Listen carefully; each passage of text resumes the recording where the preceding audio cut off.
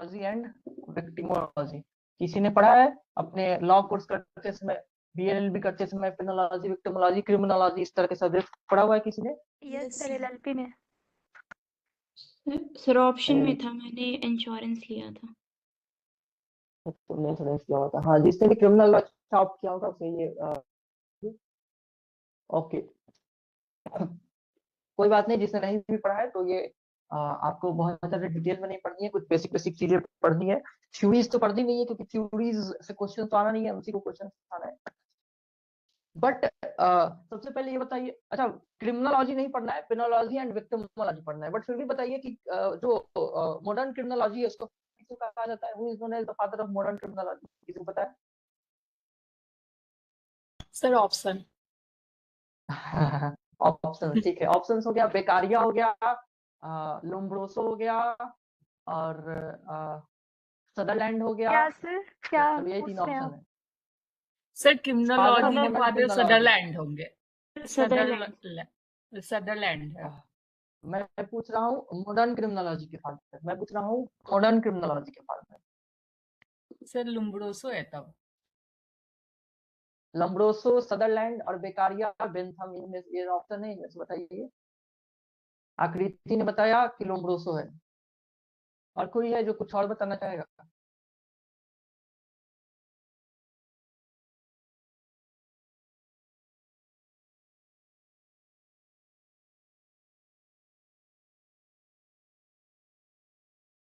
Okay, कोई नहीं, तो इसका आंसर लोम्ब्रोसो ही होगा।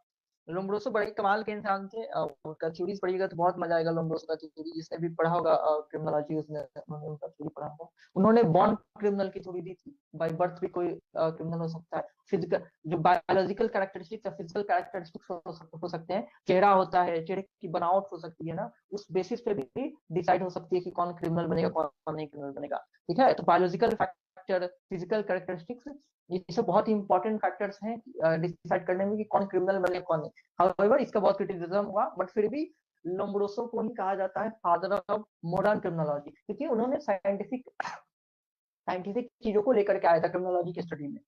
साइंटिफिक चीजों को लेकर के आया था, उन्होंने कई सारे प्रैक्टिकल स्टडी किया था, कई सारे जो कैदी थे जेल में, उन पे स्टडी किया हुआ था। ओके, हाँ, तो फादर ऑफ मॉडर्न क्रिमिनोलॉजी कौन हो गया, इसको आप लोग नोट डाउन कर सकते हैं, नोट डाउन करते रहिए। ठीक है, फादर ऑफ मॉडर्न क्रिमिनोलॉजी कौन हो गया? लोम्ब्रोसो हो गया। लोम्ब्रोसो इटली के थे, वो इटालियन क्रिमिनोलॉजिस्ट थे। अब बताइए पीनोलॉजी का फादर कौन हो? पीनोलॉजी का फादर सेम लाइबल। ऑप्शन रहा, लोम्ब्रोसो। क्या क्या बोला?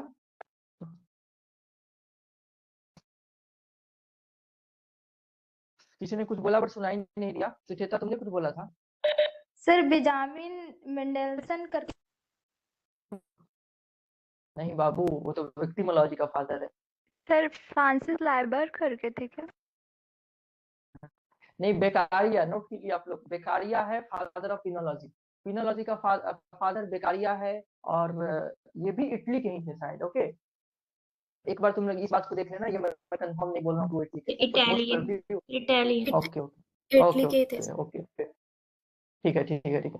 तो बेकारिया जो थे वो इटली के थे, और वो पिनोलॉजी के फादर थे। अब बताइए विक्टिमोलॉजी के फादर कौन है? ये लिख लेना, इससे क्वेश्चंस आते हैं सीयूईटी में, तो आते ही आते हैं। मैंने पूछा विक्टिमोलॉजी का फादर कौन है? Victimology,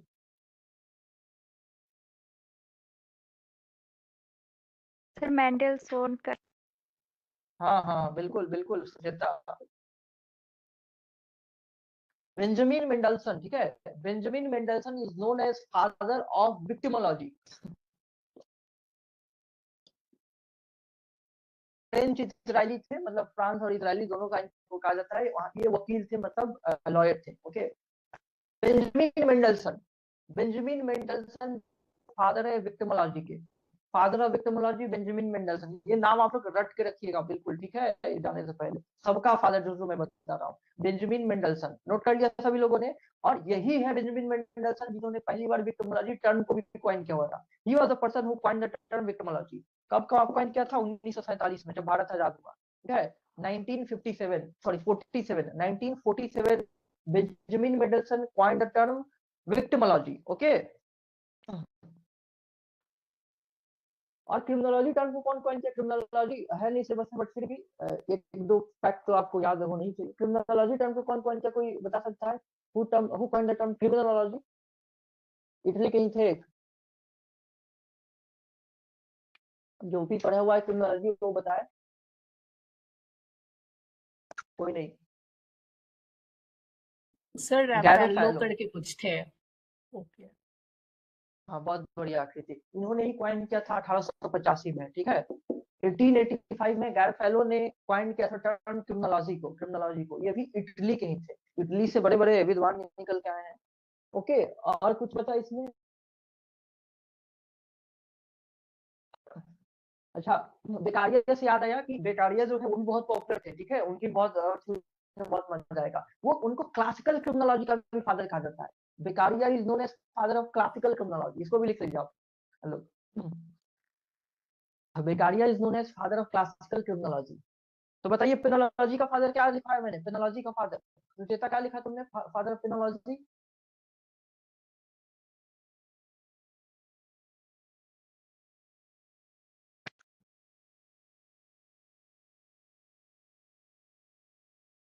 sir Lombroso.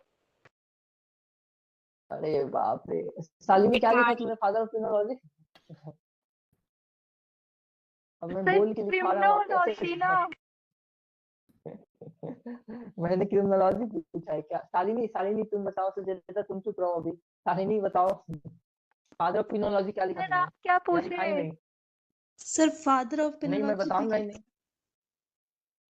हाँ, क्या लिखा शालिनी तुमने? सर मैंने तो बेकारिया लिखा है। हाँ सही लिखा है शालिनी तुमने, ठीक है।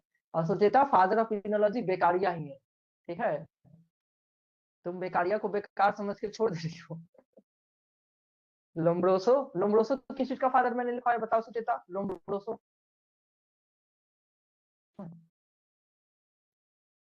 Modern father of criminology. Modern father of criminology या फादर ऑफ मॉडर्न क्रिमिनोलॉजी, ठीक है। ओके, बिल्कुल बिल्कुल। और विक्टिमोलॉजी का क्या लिखा है? जल्दी कोई बताए विक्टिमोलॉजी का। Benjamin Mendelsohn.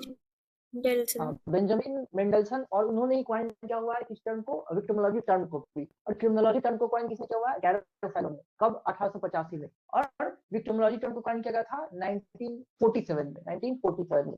ठीक है, सब लोग नोट कर लिए? अगर कोई क्वेश्चन आए कि किसने सर दिया हुआ आपने वो है, लास्ट में क्या बोला था, फादर ऑफ क्लासिकल?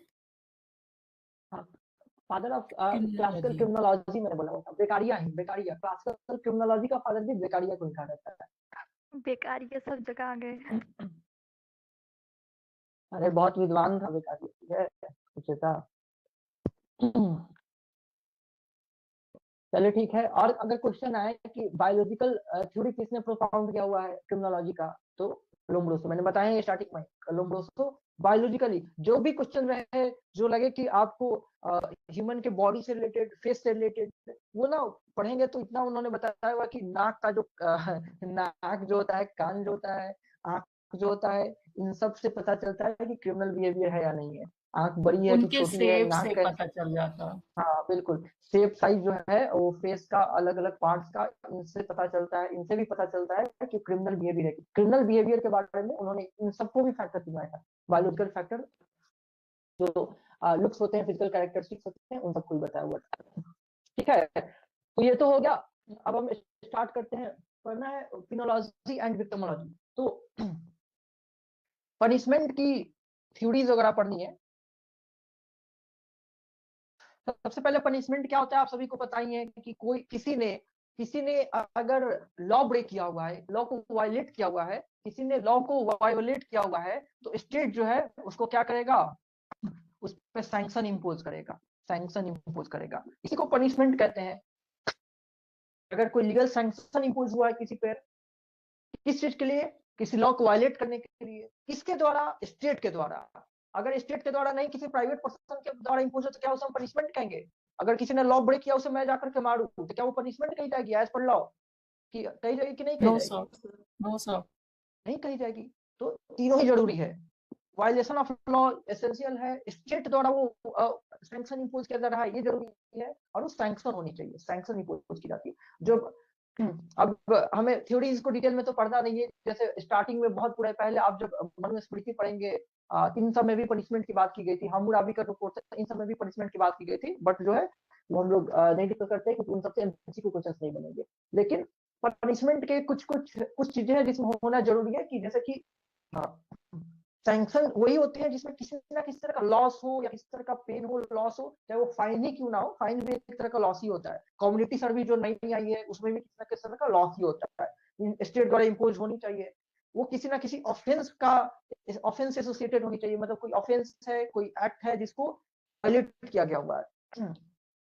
और हम लोग पढ़ते हैं, थ्योरीज पढ़ते हैं जो कि इंपॉर्टेंट है आपके लिए, थ्योरीज ऑफ पनिशमेंट। अच्छा, थ्योरीज ऑफ पनिशमेंट से पहले आप ये बताइए कि आपके ये क्राइम प्रिवेंशन और क्राइम कंट्रोल में क्या डिफरेंस है? क्राइम प्रिवेंशन और क्राइम कंट्रोल में क्या डिफरेंस है? आपके सिलेबस में लिखा हुआ था ये टर्म, इसलिए बता दे रहा हूँ, crime prevention and crime control में डिफरेंस लिखा हुआ था। कोई बताएगा?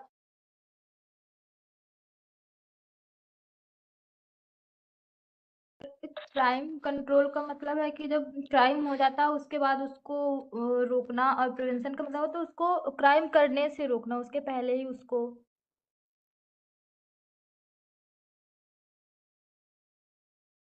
ओके ओके, बहुत बढ़िया बहुत बढ़िया, तुम ठीक है, मैं देखा क्या बजने लगा। ओके, चांदनी ने बहुत बढ़िया बताया कि उसने बताया कि क्राइम कंट्रोल जो कि है वो क्राइम करने के बाद रोकना कहते हैं, क्राइम करने के बाद जब कुछ चीज एक्शन में लाई जाए, कोई मेजर्स ली जाए, तो उस पर क्राइम कंट्रोल, यही है, सभी लोग ध्यान में रखिए, आपके सिलेबस में है तो इसमें डिफरेंस पूछी जा सकती है। क्राइम कंट्रोल जो होता है कि जब कोई क्राइम हो गई, जब कोई क्राइम ऑकर हो गई एक्चुअली, उसके बाद जो भी मेजर्स लिए जाते हैं कि ऑफेंडर को पकड़ने के लिए, ऑफेंडर को पनिश करने के लिए, सारे क्राइम कंट्रोल हो गया। और क्राइम प्रिवेंशन का मतलब होगा कि क्राइम होने से पहले उसको रोकने के लिए जो जो मेजर्स लिए जाते हैं वो क्राइम प्रिवेंशन। प्रिवेंशन नाम ही है प्रिवेंट करना, तो प्रिवेंट करेंगे क्राइम होने से, ठीक है, from the happening of a crime. तो ये कब लिए जाएंगे? क्राइम होने के पहले। तो क्राइम प्रिवेंशन क्राइम होने के पहले, और क्राइम कंट्रोल क्राइम होने के बाद। क्राइम हो गया है, उसके हम जो आगे के रिपरकशन है उसको हम कंट्रोल करने की कोशिश कर रहे हैं। तो जो क्राइम उसमें क्या की जाती है, उसमें कई तरह के सोसाइटल मेजर्स ली जाती है, कई तरह के सोसाइटल मेजर्स ली जाती है, जैसे कि एजुकेशन फैला रहे हैं, अवेयरनेस फैला रहे हैं, किसी को गवर्नमेंट वेलफेयर स्कीम चला रही है, कहीं को बहुत गरीबी है तो उसमें इकोनॉमिक स्टेबिलिटी ला रही है ताकि कोई इकोनॉमिक क्राइम ना करे। तो ये इस तरह की चीजें जो है वो क्या है, वो क्राइम प्रिवेंशन है। मतलब सोसाइटी के लेवल पे गवर्नमेंट जो है, स्टेट जो है वो ऐसे ऐसे मेजर्स लेके आ रही है जिससे क्राइम होने के चांसेस कम हो, एजुकेशन फैला रही है। ओके, और क्राइम कंट्रोल में क्या हो गया, क्राइम तो हो चुकी है, इसको कंट्रोल करने की बात है, तो यहाँ लॉ इन्फोर्समेंट एजेंसी जो है वो एक्शन में आ जाएगी, लॉ इन्फोर्समेंट एजेंसी एक्शन में आएगी, उसको पकड़ा जाएगा, अरेस्ट किया जाएगा, उसको सजा दी जाएगी, सेंटेंस दी जाएगी। ओके, अरेस्ट करेगी, ट्रायल चलेगी, सजा मिलेगी, ये सब क्राइम कंट्रोल हो गया, क्राइम प्रिवेंशन हो गया। बेसिक समझ में आ गया आपको? कोई क्वेश्चन दोनों के डिफरेंस से एसोसिएटेड रहे, जैसा भी क्वेश्चन वो बन तो जाएगा ना। क्राइम प्रिवेंशन, अभी क्राइम हुआ नहीं है, उससे पहले जो जो मेजर्स लेना है। क्राइम कंट्रोल, क्राइम हो चुका है तो पूछा जाए कि अरेस्ट जो है वो क्राइम प्रिवेंशन का मेथड है या क्राइम कंट्रोल का? अरेस्ट कंट्रोल का। प्रोसिक्यूशन जो होता है वो क्राइम कंट्रोल का मेजर है या क्राइम प्रिवेंशन का मेजर? प्रोसिक्यूशन बताओ। तो मेजर का क्राइम कंट्रोल का ही है ना, किस चीज का मेजर है वही तो पूछ रहा हूँ, क्राइम कंट्रोल का है या प्रिवेंशन का है? प्रोसिक्यूट करना किसी को, प्रोसिक्यूशन जो है वो क्राइम कंट्रोल का मेजर है, क्योंकि जिसने क्राइम किया हुआ है मैं उसको प्रोसिक्यूट कर रहा हूँ। स्टेट जो है प्रोसिक्यूट करती है जिसने क्राइम किया हुआ है उसको, तो क्राइम होने के बाद ही कर रही है ना, किसी को सजा देना ना वो क्राइम कंट्रोल का मेजर है। ओके, तो ये हो गया। अब हम लोग आ जाते हैं थ्योरीज पे। ओके, कुछ थ्योरीज ऑफ पनिशमेंट है, होती कई थ्योरीज है, कुछ थ्योरी बहुत इंपॉर्टेंट है जो हम लोग डिस्कस करते हैं, जिस पर क्वेश्चंस आती हैं। Retributive theory of punishment, punishment की सब थ्योरीज है। कोई ऑफेंडर को पनिश की जाती है ताकि उसके कई सारे उसके एस्पेक्ट्स होते हैं कि हमें आगे क्राइम होने से रोकना है। एक तो जो क्राइम हो गया है उसके लिए हम उसको पनिश कर रहे हैं, दूसरा ये भी लक्ष्य है कि आगे क्राइम होने से रोकना है। ओके, तो कैसे पनिश की जाएगी, क्या मोड ऑफ पनिशमेंट होगा, कैसे ट्रीट आएगी क्रिमिनल जस्टिस सिस्टम में एक ऑफेंडर के साथ, इन्हीं सबको डिस्कस करता है। कुछ कुछ मोड्स ऑफ पनिशमेंट है, कुछ कुछ थ्योरीज ऑफ पनिशमेंट, मोड्स नहीं थ्योरीज ऑफ पनिशमेंट है। वो थ्योरीज बताती है कि पनिशमेंट का मेन पर्पस क्या है, पनिशमेंट क्यों दिया जाता है, what is the main purpose of punishment. Okay, तो जो रेट्रिब्यूटिव थ्योरी ऑफ पनिशमेंट है, इसका कहना है कि क्राइम जो दी जाती है वो एज अ रिवेंज दी जाती है, सॉरी पनिशमेंट जो दी जाती है वो एज अ रिवेंज दी जाती है। किसी ने क्राइम कमिट किया हुआ होता है तो उसने क्या किया, लॉ को ब्रेक किया हुआ है, किसी को हार्म पहुंचाई है, तो एज ए यहाँ पे एज अ रिवेंज उसको भी हार्म पहुंचाई जाएगी। ओके, ये आपने सुना होगा एन आई फॉर एन आई को, आंख के बदले में आंख, ठीक है, उसकी बात करता है। अगर क्वेश्चन आए कि an eye for an eye principle जो है किस थ्योरी ऑफ पनिशमेंट से एसोसिएट कर रहा है, तो आप बताएंगे कि रेट्रिब्यूटिव थ्योरी ऑफ पनिशमेंट। वैसे भी आपको याद करने में क्या क्या प्रीति प्रीति क्या बोली? सर सुचेता ने बोला था, मैंने नहीं। हाँ, क्या बोली सुचेता, बोलो फिर से।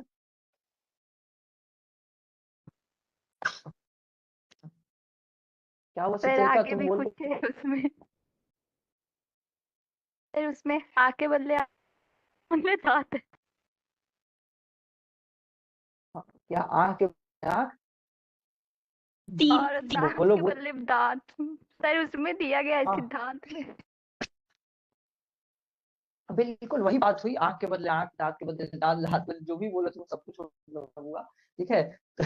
दांत के मतलब दांत, बिल्कुल ये भी कही जाती है, लेकिन ये भी सफिशिएंट है, इतना ही कर देना कि आंख के बदले आंख, मतलब आंख के बदले आंख दिखाने की बात की जा रही है। जो किया गया ट्रीटमेंट वही उसके साथ भी ट्रीटमेंट करने की बात की जा रही है, जो ऑफेंडर ने किया ऑफेंडर के साथ वही करना है।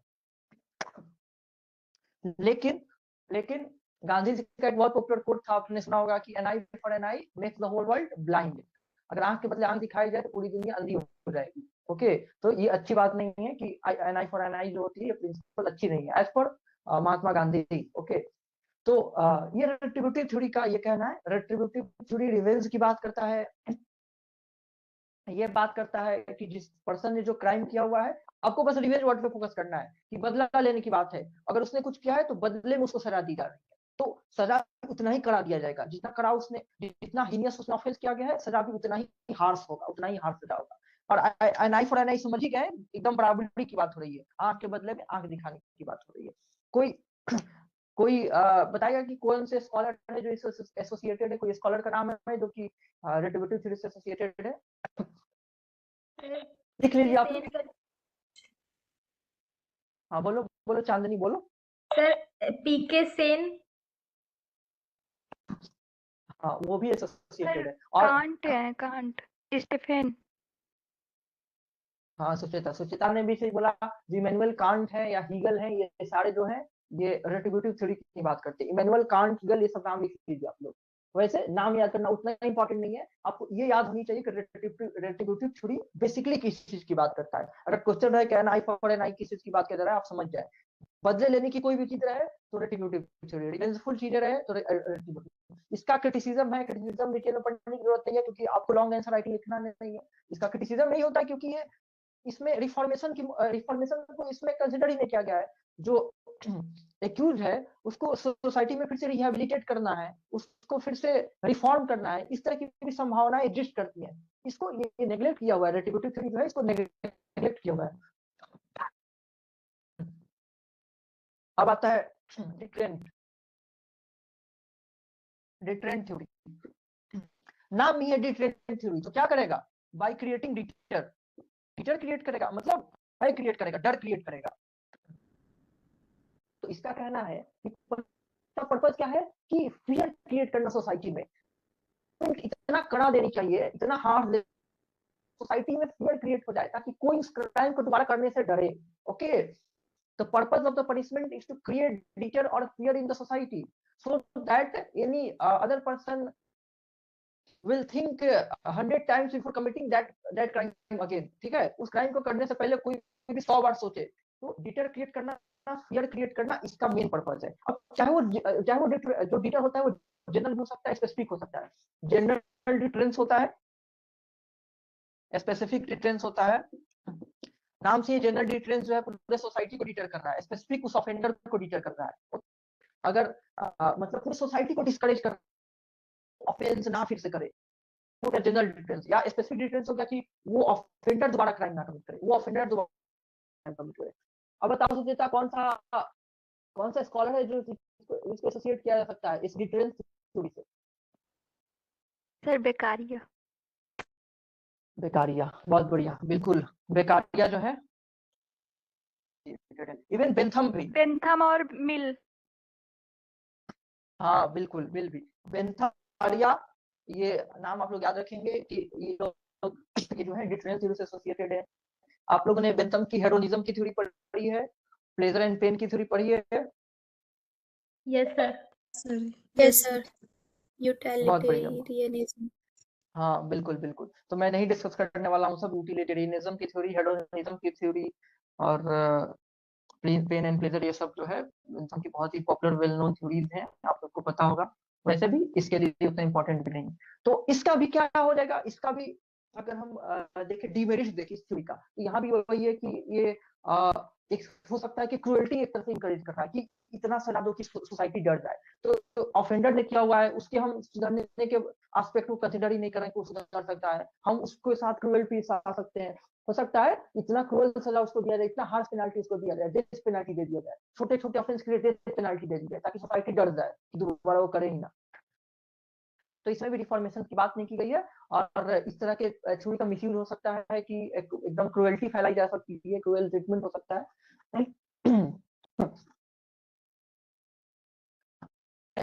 रिफॉर्मेटिव थ्योरी भी है, या रिहेबिलिटेटिव कहा जाता है, रिहेबिलिटेटिव। रिफॉर्मेटिव रिहेबिलिटेटिव नाम से ही पता चल रहा है कि this theory believe that no one is beyond reformation. कोई भी पर्सन जिसने ऑफेंस किया हुआ है वो बियॉन्ड रिफॉर्मेशन नहीं हो सकता, ये नहीं मान सकते कि वो सुधर ही नहीं सकता है। वो उसको कोई भी पर्सन जिसने क्राइम किया हुआ है वो फिर से सोसाइटी में रिहेबिलिटेट कर सकते हैं, वो फिर से रिफॉर्म किया जा सकता है। यही बिलीफ है इस थ्योरी का, यही बेसिस है इस थ्योरी का कि हम सोसाइटी में एक ऑफेंडर को फिर से रीइंटीग्रेट कर सकते हैं। तो इसके लिए क्या करना है, उसको जो पनिशमेंट देनी है वो प्रोपोर्शनल देनी है। जिसने जितना क्राइम किया हुआ है उसी हिसाब से उसको सजा देनी है, और कोशिश करनी है कि कम सजा दे, और इवन जेल में उसके साथ कोई क्रूएल्टी ना हो। और कई तरह के अच्छे अच्छे मेजर्स लिए जाए कि जेल में कैदी जो है वो उनके जो व्यवहार है, उनका जो कैरेक्टर है, नेचर है, उसमें सुधार हो, और फिर से वो सोसाइटी में रिहेबिलिटेट होने लायक बन जाए, सोसाइटी में फिर से रहने लायक बन जाए, ताकि जब जेल से निकले तो एक अच्छा जीवन वो व्यतीत कर पाए। इसके लिए जेल में कई तरह के प्रोग्राम्स होते हैं, उनके लिए पढ़ने की व्यवस्था की जाती है, लाइब्रेरी बनती है, उनके लिए संगीत का अलग अलग प्रोग्राम की जाती है, सेमिनार करवाई जाती है, बहुत तरह की चीजें जेल में की जाती है, जिसका पर्पज होता है कि ऑफेंडर को सुधारना है। ऑफेंडर को जो हम जुवेनाइल जस्टिस एक्ट हमारे यहाँ है, तो जुवेनाइल जस्टिस का पूरा सिस्टम ही बनाया गया है कि कोई जुवेनाइल अगर क्राइम किया हुआ है तो पर्पज बस उसको सुधारना ही हो, पर्पज उसका पनिशमेंट नहीं होता है। जुवेनाइल जस्टिस एक्ट का पर्पज क्या है कि एक जो माइनर ऑफेंडर है, चाइल्ड ऑफेंडर है, जो जुवेनाइल ऑफेंडर है, उसको सजा देना नहीं, उसको सुधारना पर्पज होता है। प्रोबेशन जो हमने पढ़ा, अभी प्रोबेशन एक्ट पढ़ा हमने, प्रोबेशन रिलीज करने का क्या पर्पज है, ताकि उसके को स्टिग्मा ना अटैच हो, जेल जाने का स्टिग्मा ना अटैच हो। ओके, वो सोसाइटी में रहे और अपनी गलती को सुधारे। पेरोल रिलीज करने की बात होती है कि जल्दी से पेरोल रिलीज कर दिया जाए ऑफेंडर को कुछ दिन जेल में रहने के बाद, ताकि सोसाइटी में जल्दी से इंटीग्रेट कर जाए। ओके, ये सारे रिफॉर्मेटिव मेजर्स होते हैं जिनका पर्पज होता है कि सोसाइटी में रिहेबिलिटेट कराना एक पर्सन को। तो कोई भी चीज रहेगी इस चीज के रिगार्डिंग आप पहचान जाएंगे ऑलरेडी, ये सॉरी रिफॉर्मेटिव थ्योरी या रिहेबिलिटेटिव थ्योरी की बात की जा रही है। सर ये इसकी यही कमियां क्या है? हाँ अनामिका बोलो। सर ये यही कहता ना कि hate the crime not the criminals.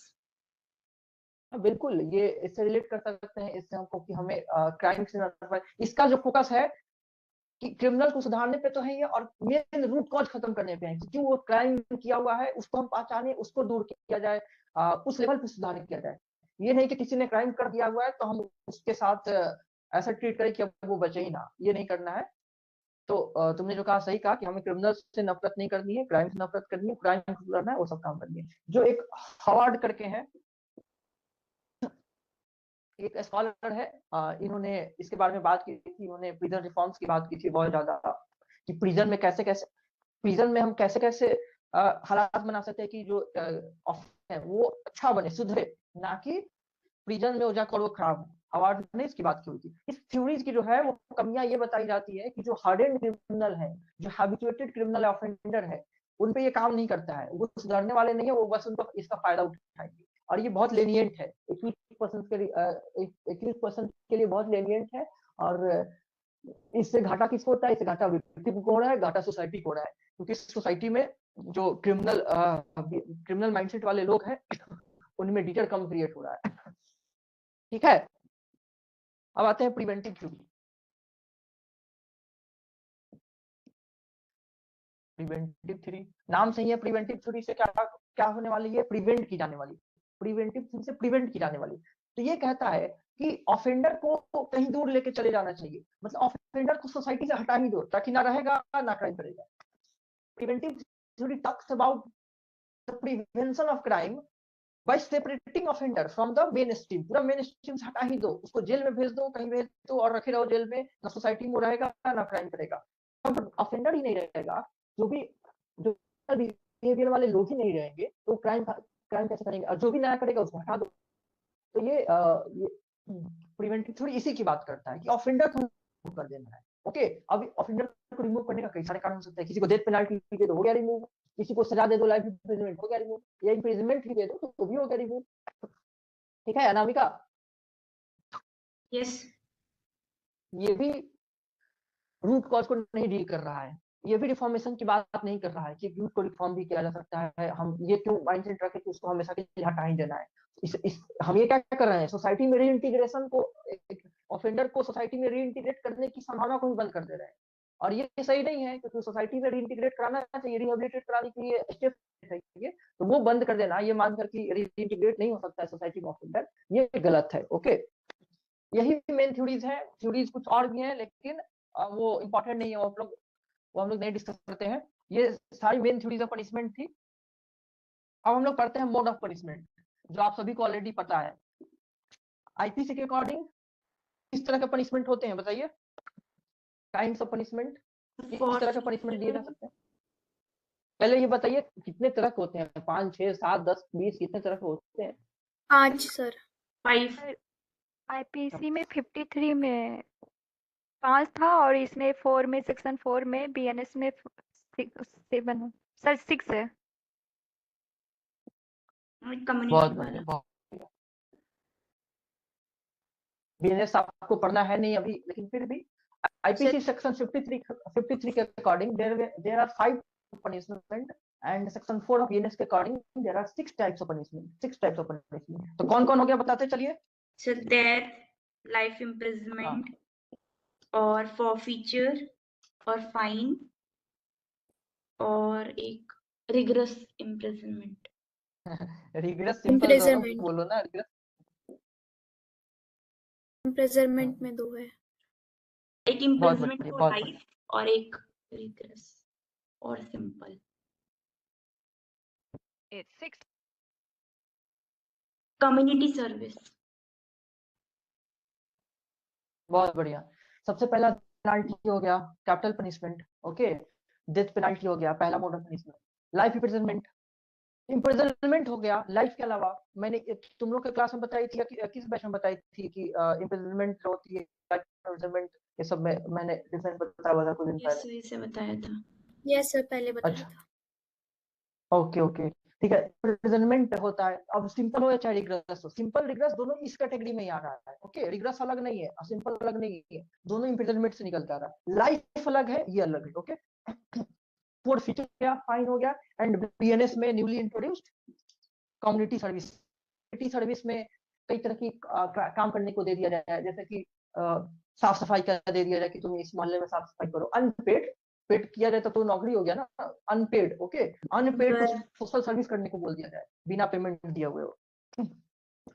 ठीक है। तो ये 6 तरह के पनिशमेंट है, जो कि 5 थे आईपीसी के अकॉर्डिंग, बीएनएस के अकॉर्डिंग 6 है। सेक्शन 53 जो है आईपीसी का और सेक्शन 4 जो है बीएनएस का, ये mode punishment kinds of punishment से डील करता है। तो ये ऑलरेडी सबको पता है, इसको ना पता हो याद रखिएगा, कि कई बार एग्जाम से पूछे जा चुके हैं।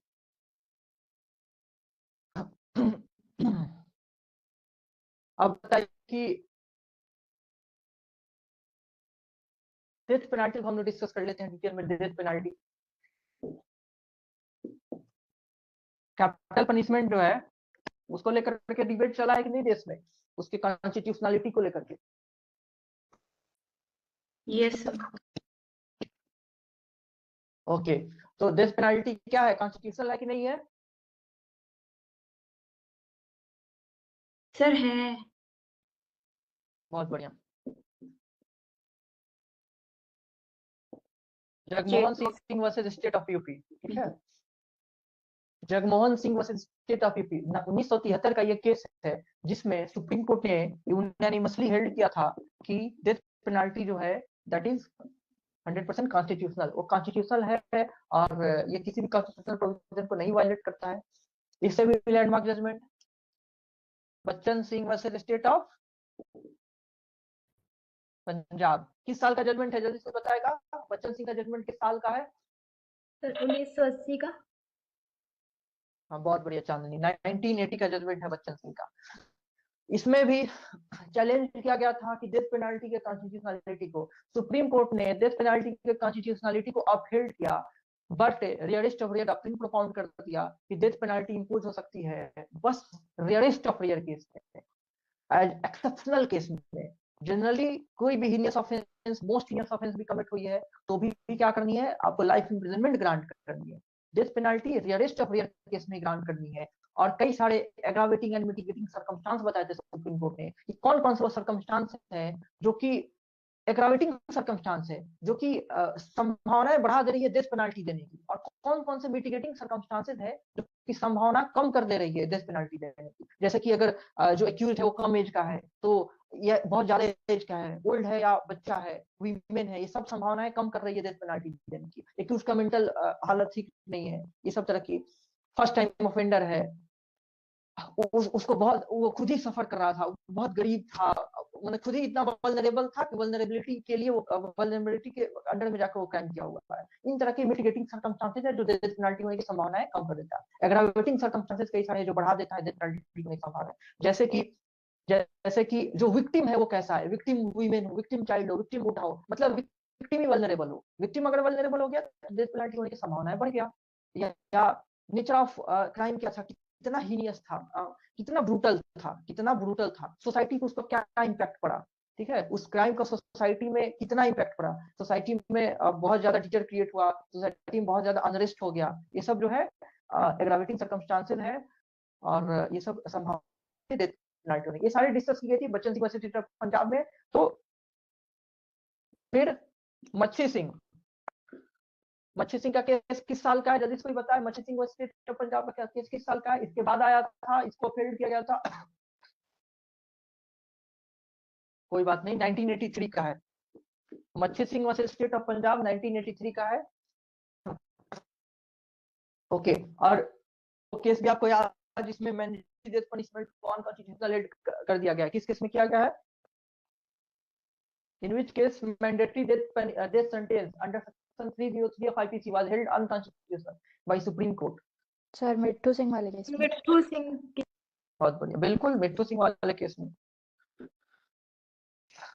किस साल का है मिट्ठू सिंह? 1983 का। ये भी मिट्ठू versus state of Punjab 1983, Mitthu versus state of Punjab 1983। इस केस में क्या हुआ था, जो मैंडेटरी डेथ सेंटेंस है, जो कि अब जुडिशियल एप्लीकेशन ऑफ माइंड को ही रेस्ट्रिक्ट कर दिया है कि जज जो अपना माइंड ही नहीं लगा सकता कि डेथ पेनल्टी दे या नहीं दे, तो माना गया ये बहुत ही आर्बिट्रेरी है, और वो सब हम लोग डिटेल में डिस्कस करते ही नहीं है, क्यों ही उसमें ये करना, ठीक है। मिट्ठू वर्सेस स्टेट ऑफ पंजाब, मच्छी Singh versus state of Punjab, Bachchan Singh versus state of Punjab, Jagmohan Singh versus state of UP, ये सारे वो केसेस हैं तो डेथ पेनल्टी से रिलेट कर रहे हैं, जिसमें सर मच्छी सिंह डेथ का हेल्ड पेनल्टी पोर्शन में एक बार रिपीट कर दीजिए।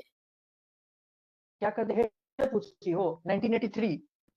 नहीं सर, ये मच्छी Singh versus state of Punjab है ना, तो उसका हेल्ड पोर्शन आपने क्या बोला था? हाँ, अच्छा हेल्ड, इसमें मैंने बताया कि सेक्शन 303 आईपीसी का जो था वो बताता था कि कोई लाइफ कन्विक्ट है, अगर कोई लाइफ इम्प्रिजनमेंट काट रहा है और वो फिर से मर्डर कर देता है, उसके लिए बस एक ही सजा है, और वो क्या है? Death penalty.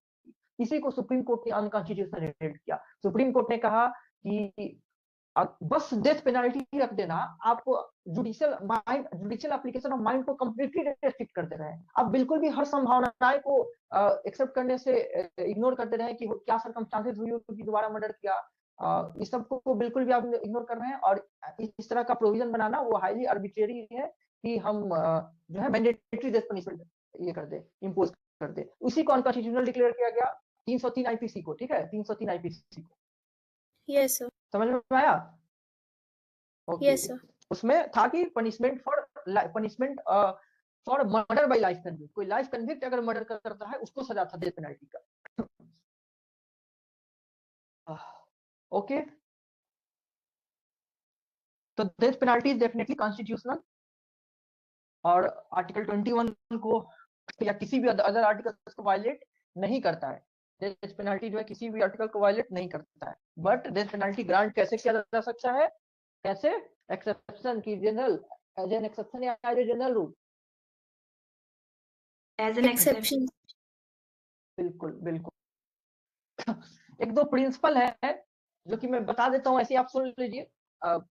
वैसे विक्टिमोलॉजी और पेनोलॉजी जो है आपने जो पढ़ा अभी तक ही मैंने जितना बता दिया उससे ही क्वेश्चंस बन जाएंगे। जो भी एक दो क्वेश्चंस रहेंगे, जो स्टार्टिंग था ना उससे बहुत बार पूछा हुआ है, जो मैंने फादर्स वगैरह बताया या थ्योरी जो पढ़ा उससे। लेकिन फिर भी कुछ चीजें हैं जो आपके सिलेबस में है, थोड़ा थोड़ा आप लोग जान लीजिए। जैसे कि सेंटेंस देने का ना कुछ प्रिंसिपल्स होते हैं। अब जैसे नाम ही अगर कहा जाए प्रोपोर्शनलिटी प्रिंसिपल क्या है सेंटेंस देने का, नाम से ही पता चल रहा है कि जो सेंटेंस देना है वो प्रोपोर्शनल होनी चाहिए।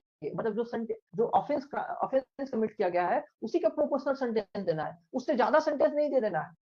अगर ज्यादा सेंटेंस दे रहे हैं तो किसके साथ जाति कर रहे हैं? हम एक्यूज पर्सन के साथ जाति कर रहे हैं। दूसरी बात, जो भी पनिशमेंट इंपोज करनी चाहिए वो केस के सर्कमस्टांस को देखते हुए करनी चाहिए। नहीं कि ये नहीं कि ऑफेंस के लिए अगर किसी केस में कोर्ट ने 15 साल का सजा दे दिया तो हर ऑफेंडर को 15 ही साल का सजा दिया जाए। किसी ऑफेंडर को उसी ऑफेंस के लिए 11 साल का सजा मिलेगा, किसी को 12 साल का मिलेगा, किसी 9 साल, सब वही करता है ना। इंडिविजुअलाइजेशन का भी है। मैंने प्रोपोर्शनलिटी का प्रिंसिपल पहला बताया, दूसरा इंडिविजुअलिटी का प्रिंसिपल है कि हर इंडिविजुअल को अलग अलग ट्रीट किया जाता है। क्रिमिनल लीगल सिस्टम के द्वारा हर इंडिविजुअल को अलग अलग ट्रीट किया जाता है, और केस को सर्कमस्टांस को देखते हुए, इंडिविजुअल का डिग्री ऑफ इंटेंशन को देखते हुए, ये सब देखते हुए डिसाइड किया जाती है कि कितना सेंटेंस इंपोज करना है। तो ये सब कुछ सेंटेंस है। कुछ सेंटेंस के टाइप जो है इस कुछ अदर ग्राउंड्स पे भी बांटी जाती है। जैसे इनडिटर्मिनेट सेंटेंस, क्या कहा जाता है? किसी ने सुना हुआ है इनडिटर्मिनेट सेंटेंस? इस टर्म को किसने सुना हुआ है? इनडिटर्मिनेट सेंटेंसिंग को नाम का सुना हुआ है? नो सर, सुना तो नहीं है। ओके। कई सारे देश में इनडिटर्मिनेट सेंटेंसिंग की प्रोविजन होती है। जब आप पढ़े डिटेल में, मतलब नहीं है। हाँ, क्या नहीं है? क्या नहीं है अनामिका? सर डिटरमाइन नहीं है ना इसमें कोई चीज। इसमें जो ड्यूरेशन फिक्स्ड नहीं होता है, वो फ्लेक्सिबल होता है। इसको फ्लेक्सिबल सेंटेंसिंग कहा जाता है। फ्लेक्सिबल सेंटेंसिंग इस जो है फिक्स ड्यूरेशन नहीं होता है कि कितना सेंटेंस देना है। ये क्रिमिनल के बिहेवियर को देखते हुए अलग अलग चीज को, सब कुछ को फैक्टर्स को कंसीडर, किस नेचर का ऑफेंस था, कैसे कमिट किया गया, सब कुछ देखते हुए डिसाइड की जाती है कितनी सेंटेंस देनी है। स्टैट्यूट द्वारा फिक्स नहीं किया गया है। स्टैट्यूट द्वारा फिक्स नहीं किया गया है कि इतना से कम नहीं देना है, इतना से ज्यादा नहीं देना है, इस तरह का फिक्सेशन नहीं है। तो फिक्स ड्यूरेशन ना, नो फिक्स ड्यूरेशन, ठीक है, नो फिक्स ड्यूरेशन किस चीज का? ऑफ सेंटेंस का। इनडिटर्मिनेट सेंटेंस में फिक्स ड्यूरेशन ऑफ सेंटेंस नहीं होता है। इसका उल्टा हो गया डिटर्मिनेट सेंटेंस। इसमें क्या होगा? फिक्स ड्यूरेशन होता है। अगर कोई ऑफेंस है जिसके लिए लिखा हुआ है कि ये अप टू 10 साल इम्प्रिजनमेंट, तो ये डिटर्मिनेट हो गया, लॉ ने डिटरमिन कर दिया हुआ है कि 10 साल से ज्यादा नहीं होगा, फिक्स टर्म है, ठीक है। मैंडेटरी मिनिमम जानते हैं आप कि अगर प्रिस्क्राइब किया गया है कि कम से कम इतना तो होगा नहीं, कम से कम इतना सेंटेंस देना ही है। जैसे कि कई सारे ऑफेंस में होता है कि मिनिमम 10 साल। रेप के ऑफेंसेस में, डाउरी डेथ के ऑफेंसेस में कि मिनिमम सजा होनी चाहिए, 20 साल होगा मिनिमम, 10 साल होगा मिनिमम, 7 साल होगा मिनिमम, ठीक है। ये सब मैंडेटरी मिनिमम सेंटेंस होते हैं। कई सारे डिस्क्रिप्शन होता है कि कोर्ट का डिस्क्रिप्शन है कि कितना दे दे। ओके, तो ये सब कुछ टर्म है जो होनी चाहिए। इस सब मैं इसलिए बता रहा हूँ कि टर्म्स आपको बस पता होने चाहिए कि इनडिटरमिनेट सेंटेंस टर्म होता है, डिटरमिनेट सेंटेंस नाम से टर्म होता है। आपको प्रिजन रिफॉर्म पढ़ना है, प्रिजन रिफॉर्म के बारे में थोड़ा बहुत जान लेते हैं हम लोग। बताइए प्रिजन में दिक्कतें क्या है? अगर प्रिजन की एक दो बड़ी दिक्कतें बताइए, कोई biggest problem of prison system जो प्रिजन में है। बहुत बढ़िया शालिनी, यही सबसे बड़ी प्रॉब्लम है, ओवर क्राउडिंग। बाकी हो गया कि प्रिजन में जो ऑफेंडर है उसके साथ कैसे ट्रीट किया जा रहा है, ब्रूटलिटी हो गया, करप्शन हो गया, ये सब प्रॉब्लम है प्रिजन से रिलेटेड कि प्रिजन में ऑफेंडर के साथ कैसे ट्रीट आना है। प्रिजन के जो ऑफिसर्स होते हैं, जैसे हमारे इंडिया में भी प्रिजन में बहुत करप्शन है, बहुत करप्शन है। जो जेल के स्टाफ होते हैं ऊपर से लेकर नीचे तक सब पैसे लेते हैं। उसके बिहाफ में जो जेल इनमेट्स होते हैं सुविधाएं दी जाती हैं, किसी के पास मोबाइल फोन दी जाती है, किसी को खाना स्पेशल दिया जाता है। तो ये सारी चीजें हैं जो है, तो बहुत सारा करप्शन है इससे रिलेटेड। जो जेल में फैसिलिटीज होती हैं वो कम है, मेंटल हेल्थ का ध्यान नहीं देना होता है, फिजिकल हेल्थ का ध्यान ना देना। कई सारे जो कंट्री में जो जेल है वहाँ रिहेबिलिटेशन प्रोग्राम्स नहीं होते हैं। ये सारे प्रॉब्लम्स हैं जो प्रिजन से रिलेटेड है। इनकी रिफॉर्म की बात होती है, इसकी रिफॉर्म की बात होती है। कोई केस आप लोग बताएंगे जिसमें प्रिजन रिफॉर्म की बात की गई हो कि जेल में कैसे ट्रीट आना है कैदियों के साथ, उसकी बात की गई है जेल में? आपने सुनील बात्रा केस का नाम सुना हुआ है, Sunil Batra versus Delhi administration? Delhi administration का बिल्कुल, बहुत ही लैंडमार्क केस था सुनील बात्रा वर्सेस दिल्ली एडमिनिस्ट्रेशन का। इस केस में भी गाइडलाइन ले डाउन किया गया था सुप्रीम कोर्ट के द्वारा। इस केस का आप लोग फैक्ट्स पढ़िएगा, बहुत ही जो है बहुत ही लैंडमार्क केस का भी तो है। हाँ, हुसैन आरा खातून भी है। हालांकि हुसैन आरा खातून जो है वो मोर रिगार्ड टू है कि कोई किसी को ज्यादा समय तक जेल में नहीं बंद रखना है। अंडर ट्रायल डिटेंशन कोई है, अंडर ट्रायल डिटेंशन है, ज्यादा लॉन्ग टर्म नहीं हो सकता है। उसके स्पीडी ट्रायल की बात की गई है, फ्री लीगल एड की बात की गई है, उसको छोड़ देता है। इस तरह की चीजें जेल में कैसे ट्रीट आना है उस पर कम डिस्कस हुआ है। मैं बोल रहा हूँ कि जेल में कैसे कैदियों के साथ ट्रीट करना है उस पर, ठीक है अनामिका? Yes sir. हुसैन आरा खातून में जो लोग भी जेल में बंद थे, सारे अंडर ट्रायल प्रिजनर्स थे, बिहार के जेल में बंद थे, उनको जल्दी से छोड़ने की बात की गई थी कि ट्रायल पेंडिंग ही चल रहा था और लोग सालों से जेल में ज्यादा समय के लिए कर लिया था इसलिए। बिल्कुल बिल्कुल, अगर कन्विक्शन होती जितना सजा होता उससे भी ज्यादा समय तक के लिए लोग डिटेन थे। सुप्रीम कोर्ट ने माना ये आर्टिकल 21 का वायलेशन है और उसको इमीडिएट रिलीज का आदेश दिया था और बोला था कि आगे भी ऐसा नहीं होना चाहिए। अब हम जानते हैं हमारे आईपीसी में, बीएनएस में भी, सॉरी सीआरपीसी में और बीएनएसएस में भी ऐसे प्रोविजंस लाए गए हुए हैं। इसमें बताई गई है कि अगर मैक्सिमम जो पीरियड होती है अंडर ट्रायल डिटेंशन की वो कितनी हो सकती है और कब नहीं छोड़ना है, कि आधा से ज्यादा नहीं हो सकती है, ठीक है। हाँ, डीके बासु केस मैं बता, डीके बासु बोल रहा हूँ, सुनील बात्रा का। इवन डीके बासु भी आप नोट कर सकते हैं। डीके बासु जो है इसमें कस्टोडियल टॉर्चर की भी बात की गई थी। अरेस्ट से रिलेटेड तो बात यही गई थी कि अरेस्ट का प्रोसीजर होगा, क्या क्या चीज कंप्लाई करनी है। कस्टोडियल टॉर्चर और कस्टोडियल डेथ तक की भी बात की गई थी डीके बासु में। ओके, तो डीके बासु जो है वो भी इससे रिलेट कर रहा है और सुनील बात्रा भी कर रहा है इससे रिलेट, क्योंकि सुनील बात्रा तो एक जेल इनमेट के साथ ही ब्रूटलिटी का केस है। बहुत ही बुरी तरह से ब्रूटलिटी हुई थी। उसका जो एक जो साथी था वो जेल में, उसने लेटर लिखा था सुप्रीम कोर्ट को, उसको as a writ petition under article 32 के अंदर ट्रीट किया गया था और फिर सुप्रीम कोर्ट ने गाइडलाइंस किया था जेल में कैसे ट्रीट आना है कैदियों के साथ, इसके रिगार्डिंग कन्विक्टेड पर्सन के साथ। कुछ कमिटीज है, नाम लिखिए, कुछ कमिटी जो प्रिजन रिफॉर्म से रिलेटेड है। कुछ कमिटी, नाम लिखिए, पहला Mulla committee, MULLA committee, Mulla committee. इसको कहा जाता है all India committee on jail कहा जाता है। इसी का दूसरा नाम है all India committee on jail. ये 1980 में सरकार ने इस्टेब्लिश किया था और इसने रिपोर्ट दिया कि प्रिजन में क्या क्या सुधार हो सकते हैं और इसने अपना रिपोर्ट 1983 में सबमिट किया था। मुल्ला कमिटी, जिसको कहा जाता है all India committee on jail, 1980 में कॉन्स्टिट्यूट हुआ था, 1983 में रिपोर्ट सबमिट किया गया था। नोट डाउन कर लिया सभी ने? जस्टिस कृष्णा अय्यर का नाम सुना है आपने? जस्टिस कृष्णा अय्यर का? Yes sir.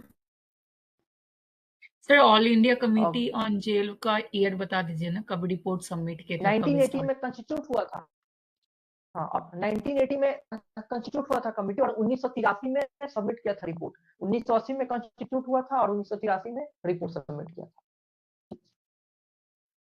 हाँ, जस्टिस कृष्णा अय्यर के बारे में आप सब जानते होंगे कि वो इंडिया में होने वाले सबसे महान जजेस में काउंट होते हैं। He is one of the greatest जजेस which India has got since independence, justice Krishna Iyer, जो कि पहले मंत्री रह चुके थे।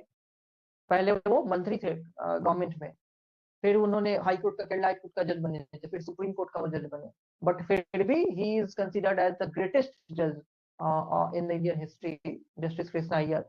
उनकी labour law, constitutional law, family law के जो जजमेंट्स हैं वो आज भी हमेशा कोट होते रहते हैं। और हो सकता है आप लोगों ने पढ़ा हो या नहीं भी पढ़ा हो सकता है, लेकिन वो बहुत ही मतलब महानतम है। अगर आप 3 जजेस का भी नाम लेंगे आजादी के बाद जो सबसे महान है, उसमें जस्टिस कृष्णा अय्यर का नाम रहेगा। ओके, तो जस्टिस कृष्णा अय्यर कमेटी लिखिए, जस्टिस कृष्णा अय्यर कमेटी, उनके नाम से भी कमेटी फॉर्म हुई थी जिसके वो चेयरमैन थे। और किस चीज के रिगार्डिंग?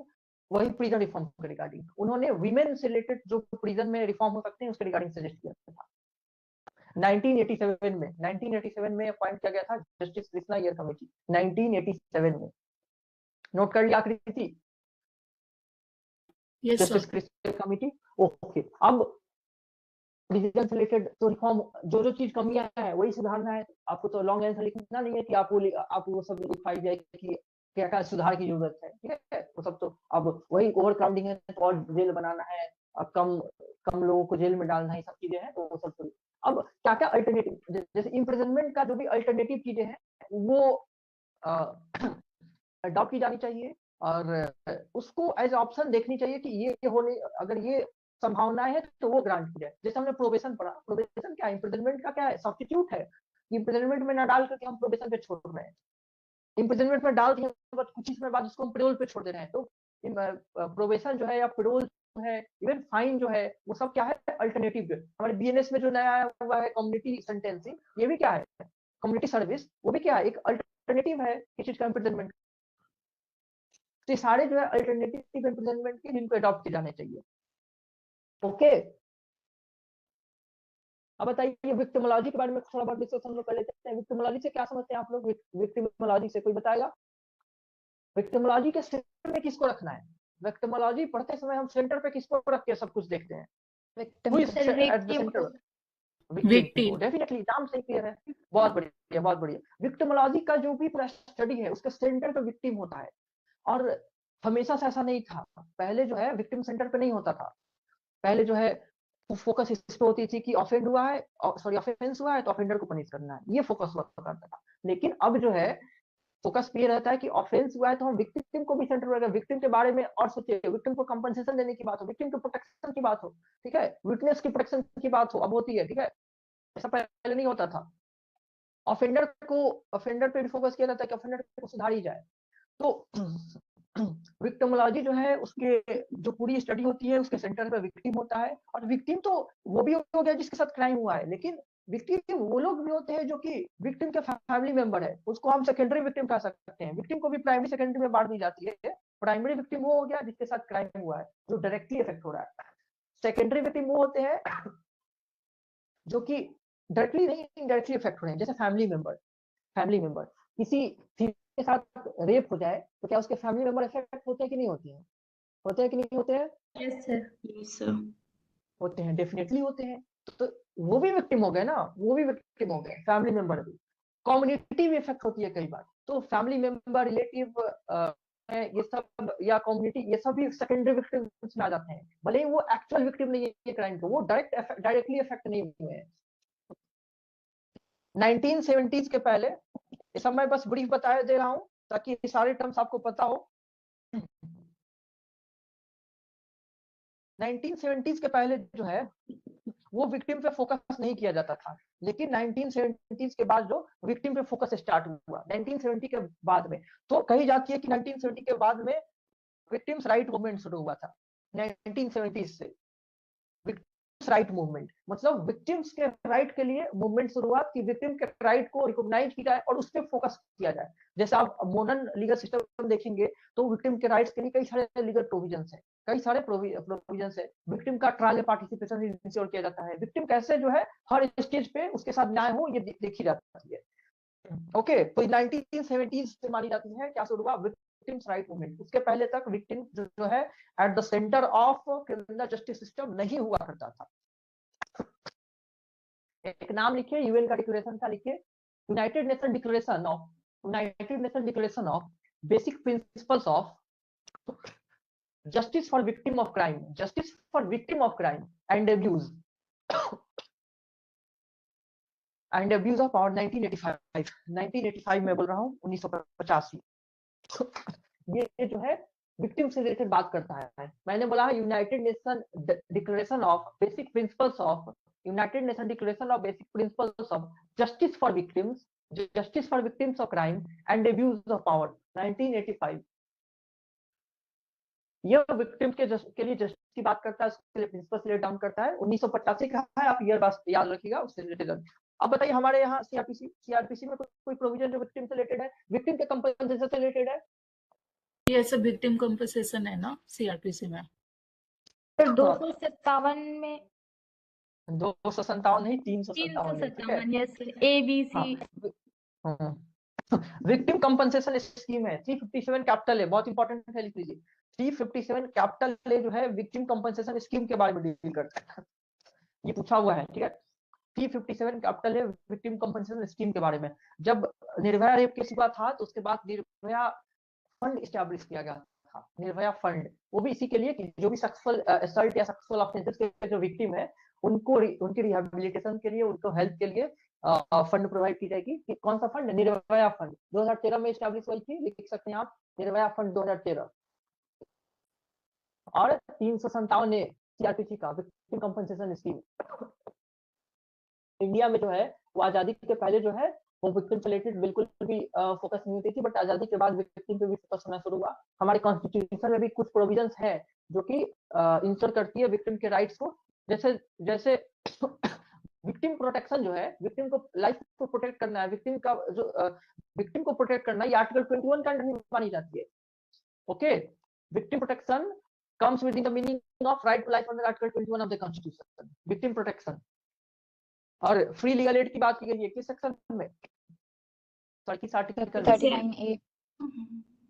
तो ये सब आप लोग जानते हैं। और सेक्शन 357 जो है सीआरपीसी का, वो भी इंपॉर्टेंट है। 357A मैंने बताया विक्टिम कंपनसेशन स्कीम। 357 जो वो भी तो कोर्ट जो है वो एक्यूज को ऑर्डर दे सकते हैं कि विक्टिम को कंपनसेशन दे, ये 357 में भी है। 357 कोर्ट आदेश दे सकता है एक्यूज पर्सन को किस चीज के लिए? विक्टिम को कंपनसेशन देने के लिए। 357 कोर्ट ऑर्डर दे सकता है एक्यूज पर्सन को विक्टिम को कंपनसेशन देने के लिए। और 357 ये क्या था? विक्टिम कंपनसेशन स्कीम था। कुछ केस लॉज की बात की जाए तो आपने नाम सुना है बोधिसत्व गौतम वर्सेस सुब्रा चक्रवर्ती, केस का नाम बहुत लैंडमार्क केस है, बोधिसत्व गौतम वर्सेस सुब्रा चक्रवर्ती। ओके, इस केस में ये केस ज्यादा, हाँ बोलो। तो शायद इसमें ये होता है वो टीचर और स्टूडेंट का कुछ है ना केस ये।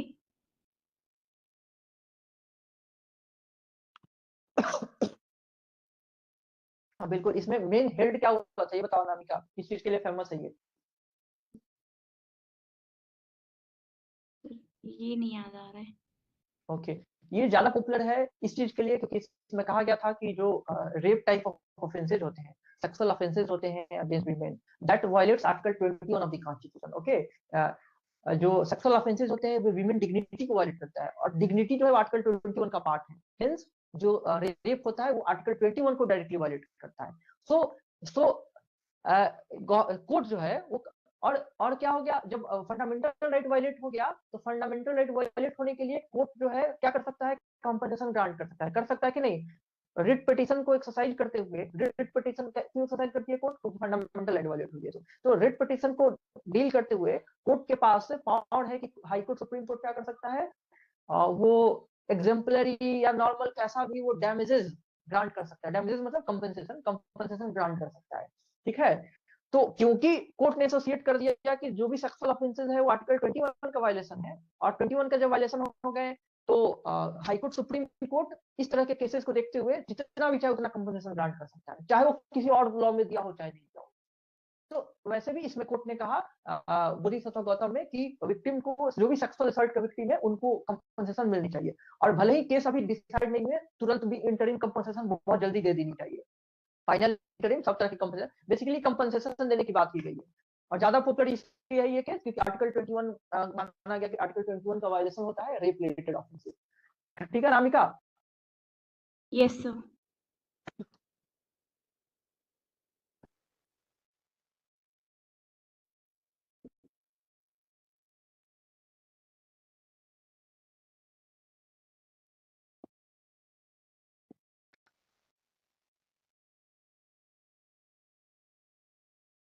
एसिड अटैक से रिलेटेड किसी कोई केस याद है एसिड अटैक से रिलेटेड? कोई बात नहीं, सबसे पहले ये देखिए, मैंने लिखा है Delhi domestic working women forum versus union of India. Delhi domestic working women forum versus union of India, इस केस में भी जो वीमेन विक्टिम है सेक्सुअल ऑफेंसेस के, उनको कंपनसेशन की बात की गई थी। ये बहुत पहले का केस है, 1995 का केस है। इसमें बताया गया था जो भी सेक्सुअल ऑफेंसेस का विक्टिम है वीमेन, उसको कंपनसेशन मिलनी चाहिए। ये हम लोग विक्टिम टॉपिक के अंदर ही पढ़ रहे हैं, विक्टिम से रिलेटेड क्या क्या जुडिशियल डिसीजन, ये जो जुडिशियल डिसीजन है वो विक्टिम कंपनसेशन की बात कर रही है, विक्टिम राइट को रिकॉग्नाइज कर रही है कि जस्ट एक्यूज को पनिश करना नहीं हो गया विक्टिम का, विक्टिम के लिए सब कुछ वही नहीं है कि एक्यूज को पनिश कर दिया जाए, विक्टिम को भी तो कंपनसेशन मिलनी चाहिए, other than the punishment which has been imposed on the offender. ठीक है, कोई क्राइम हुई है तो ऑफेंडर को पनिशमेंट मिलनी है, इससे विक्टिम को तो न्याय मिल ही रहा है, लेकिन इसके अलावा भी विक्टिम को कंपनसेशन मिलनी चाहिए, इसकी बात हो रही है। सजा तो पहले भी मिलती थी ना।